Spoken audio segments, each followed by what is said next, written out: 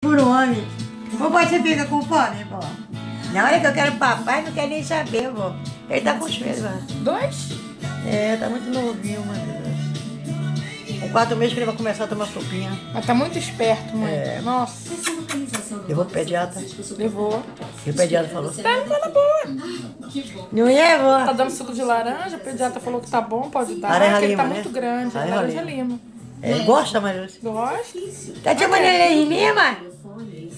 Era bom Lima da Peça também pro rim, sabia?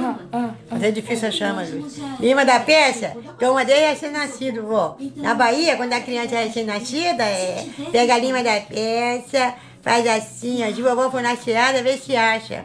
Aí tira o suco e dá pro neném. É bom. Lima da Peça mas aqui é difícil achar, só no Ceasa. Tá gente. muito bonitinho. Só tem cachorro de macacu. Conhece a Lima da Peça? Quer Você conhece, Marcos, a Lima da Peça? ver? Olha que ele é bom. Ei, que foi, meu filho? Quer falar, Mariluz? Que foi? Você tá mexendo com ele? Não mexa. Não é, vó? Tá tomando conta da casa da vó? Elizabeth.